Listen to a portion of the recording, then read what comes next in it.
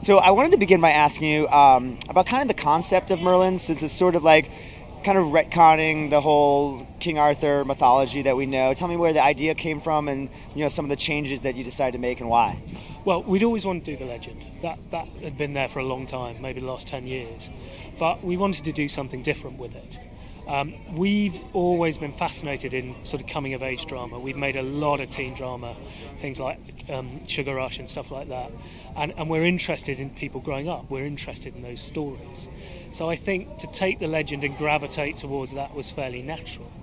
And that's what led us down the before they were famous sort of, let's see them as young people. In the end, I'm more interested in seeing Arthur become a great king than watching him already be one. So does the new sort of scenario that you've created, does that take away the whole sort of Sword in the Stone story that we know? No, we do our version of that. We do our version of most bits of it. And so the Sword in the Stone will come up into the series, and Out of the Lake and the rest, and the Round Table. So it will all come. We just have to tread slowly. And I think we just reinterpret the legend a bit. Is it fun to sort of have the freedom, kind of creatively gives you freedom to sort of not be binded by the past, but use what you like and write? I think it gives us much more freedom to create. I think if you just retell the tale, which it's a great story, you are sort of trapped by it. You have to follow it.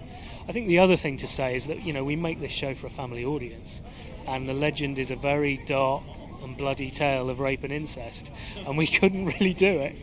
Not really family fare. Not really. So I think that also pushed us into this side. And I know we've just finished shooting season 3, or about to finish. We are shooting season 3 as we speak. Okay. We finish it in October.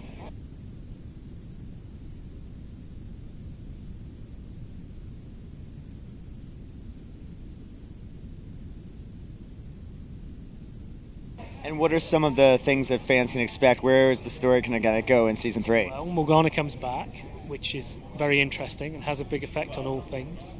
Arthur grows as a king. Uther perhaps declines and loses his grip on power. That becomes quite interesting. We do more with the dynastic struggle for Camelot. So we have armies and battles and sieges, things we've not really done before. And we bring back people like Lancelot. Some people, new characters, Gawain comes in, who will become a knight. So there's very interesting things. And you're really sort of setting up the struggle between Merlin and Morgana. I mean, that's really the prime. You can obviously sense that's coming, yeah. I'm not saying too much, but yes. Great. And to talk about the cast, obviously you've got some great actors working on the show.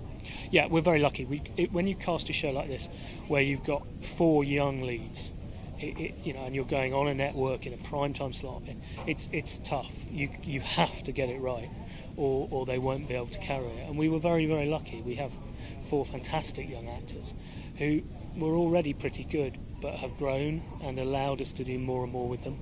So yeah. And can you talk a little bit about the relationship between young Merlin and young Arthur in this show? I think it's very interesting because it's an artificial relationship. He's the master, Merlin's the servant. But really, Merlin calls all the shots. And that's always interesting and funny, and has been in many things. That's type of relationship has been in many things. Down, I think there's a genuine, I think they genuinely care about each other, and there's a genuine friendship that Arthur certainly would never admit to, but absolutely feels. And that's the most fun part of it to write, is what happens between those two.